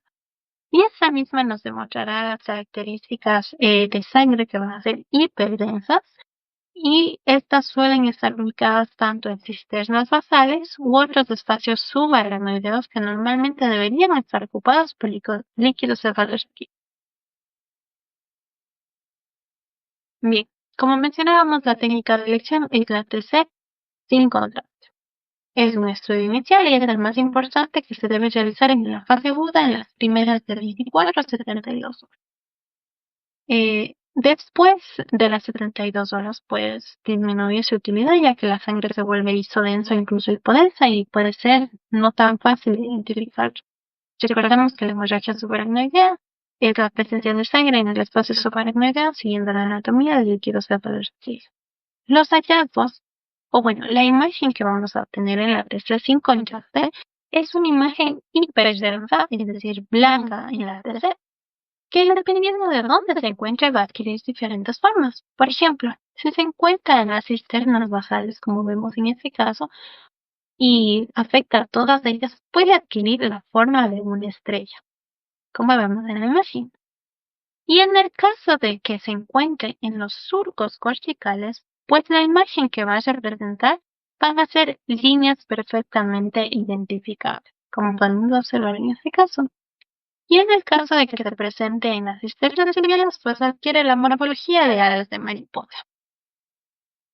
¿Cuáles son los hallazgos que vamos a encontrar? Pues como mencionamos, la imagen va a ser hiperdensa, es decir, va a ser blanca, que puede estar ubicado en los surcos verticales, que son como las líneas, en las cisternas basales, que se da la forma de la estrella, que generalmente suele afectar la cisterna perimesencefálica, la interhemisférica, la cuatrigeminal, entre otras, y también puede estar en las fosas silvianas, si hay extensión, puede causar hidrocefalia o hematoventricular.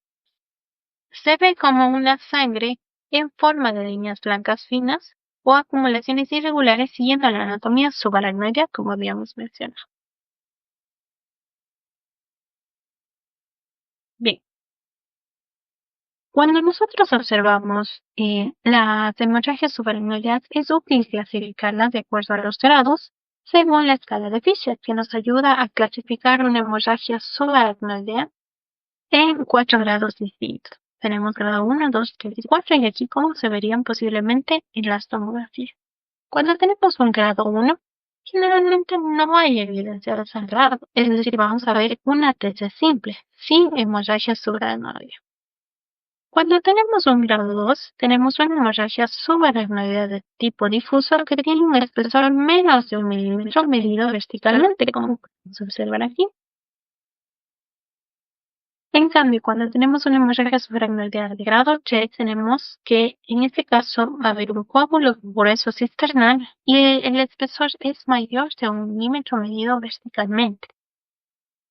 Y finalmente el grado 4 ya es confirmatorio de una hemorragia subaracnoidea, en la cual tenemos una hemorragia intraparenquimatosa, también puede ser una hemorragia intraventricular y más o menos hay un sangrado difuso.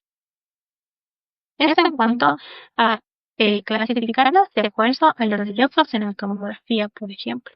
Pero también tenemos la sala de Hunt y Hess, que esta nos ayuda a identificar clasificar la hemorragia subaracnoidea de acuerdo a la parte clínica, signos y síntomas que representan la severidad de una hemorragia subaracnoidea, pero si esta es de origen aneurismático. Por ejemplo, esta escala nos da el grado, los hallazgos y la sobrevida que tiene, el porcentaje de sobrevida que tiene el paciente. Por ejemplo, en el grado 1, el paciente puede estar asintomático, puede tener una leve cefalea o una rigidez de nuca que casi mínima. En el grado 2, el paciente ya presenta una cefalea moderada, una rigidez de nuca, pero en este caso no va a haber déficit neurológico, excepto si es que hay alguna parálisis de algún nervio craneal. En el caso del grado 3, el paciente ya presenta somnolencia y hay un déficit neurológico mínimo. El grado 4, el paciente presenta estupor. Él parece moderada a severa, una posible rigidez que presenta una descerebración y alteraciones vegetativas. Y finalmente, el grado 5, el paciente ya cae en un coma severo y tiene una rigidez de descerebración. A medida que aumentamos de grado de la hemorragia subaracnoidea, pues el porcentaje de sobrevida del paciente decae progresivamente. ¿Ya? Y en este caso vamos a ver un paciente que tuvo una hemorragia subaracnoidea, en el cual se decidió hacer una TC cerebral sin contraste, como vemos aquí, una TC cerebral axial sin contraste, en el cual se evidenció una hemorragia subaracnoidea en la fisura cerviana izquierda, que nos está señalando la flecha. Y para comprobar que se trató de una hemorragia subaracnoidea, se decide hacer una angio-TC, la cual revela que hubo un aneurisma en la bifurcación de la arteria cerviana izquierda, como vemos aquí, lo cual causó esta imagen en la TC. Y en este caso tenemos la imagen de una TC axial, axial que nos presenta una hemorragia subaracnoidea difusa que está en todas las cisternas basales, en la fisura del cilindro bilateral y en la fisura interhemisférica, que nos da esta imagen característica cuando está en la fisura y la estrecha.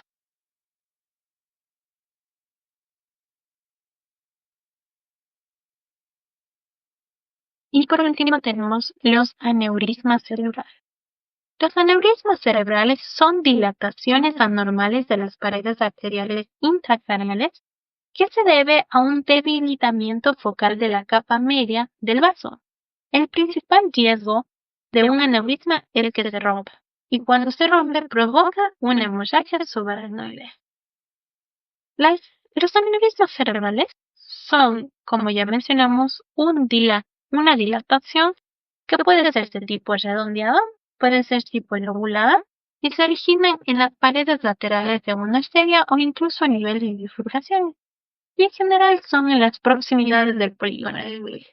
Aquí podemos ver cómo una persona puede tener un aneurisma cerebral que puede ser un hallazgo incidental o ya presenta sintomatología cuando esta se rompe. Y tenemos diferentes tipos de aneurismas. Por ejemplo, el más común es el aneurisma sacular o también hay un aneurisma fusiforme. Y esta sería la imagen de cuando se da la ruptura del aneurisma y provoca la hemorragia subaracnoidea. Tenemos el aneurisma roto y el aneurisma no roto, que es el hallazgo incidental. El aneurisma roto generalmente se presenta a un paciente que tiene una cefalea intensa súbita, una cefalea en trueno, presenta vómitos, rigidez de nuca, fotofobia, disminución de su nivel de la conciencia, signos meningios clásicos y parálisis de pares craneales. Mientras que el aneurisma no roto suele ser incidental y en muchas de las ocasiones el paciente no presenta síntomas. Es asintomático y suele ser detectado en estudios que el paciente vino por otra causa. Y en algunos casos en los que sí presenta síntomas, presenta una cefalea crónica, compresión de los nervios craneales o síntomas visuales si es que el aneurisma ya es demasiado grande. Pero por lo general, cuando son aneurismas no rotos, pues el paciente viene asintomático. ¿Y cómo realizamos el diagnóstico de este tipo de aneurismas? Pues se le hace mediante una angiografía cerebral digital, una angiotensión cerebral o una angioRT. Bien. En este caso tenemos una mujer de 73 años que ingresó por tener una cefalea frontal severa y deterioro cognitivo, a las cuales se le decide hacer una resonancia magnética, una angiografía cerebral y después una resonancia magnética de control. En la primera imagen, la resonancia magnética está ponderada en T2, en las cuales podemos observar un aneurisma muy grande que está proyectándose hacia el lóbulo frontal del lado izquierdo inferior. La pared del aneurisma tiene esta imagen de una apariencia laminada, que en este caso fue compatible con un trombo. Y también podemos ver un edema vasogénico alrededor de la misma y cómo está ocurriendo una desviación de la línea media. Para comprobar este caso, se realizó una angiografía cerebral de la arteria carótida, que en este caso fue compatible con la aparición de un trombo. La angiografía de la arteria carótida interna nos mostró la imagen de esta gran aneurisma que fue paraoftálmico, pero sin embargo el tamaño de este aneurisma es un poquito más pequeña que en las imágenes transversales que se realizaron.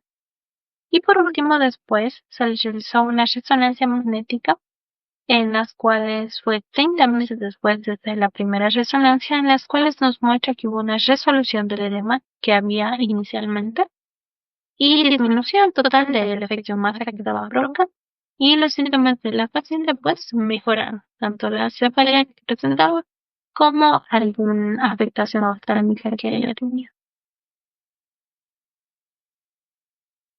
Bien, y por último, para ver lo que es un aneurisma, hemos traído este video en los cuales es una angio-TC donde podemos observar una reconstrucción 3D de una paciente femenina de unos 35 años que ingresó por una hemorragia subaracnoidea de mal grado, que de acuerdo al Fisher fue un grado 3 y el Hunt y Hess fue un grado 2.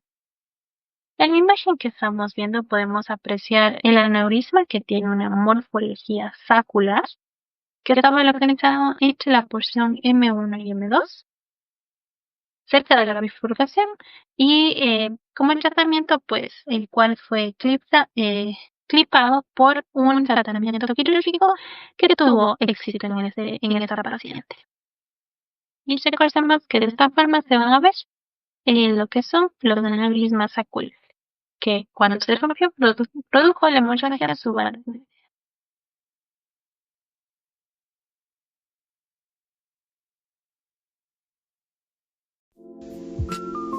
Eso fue todo, muchas gracias por su atención.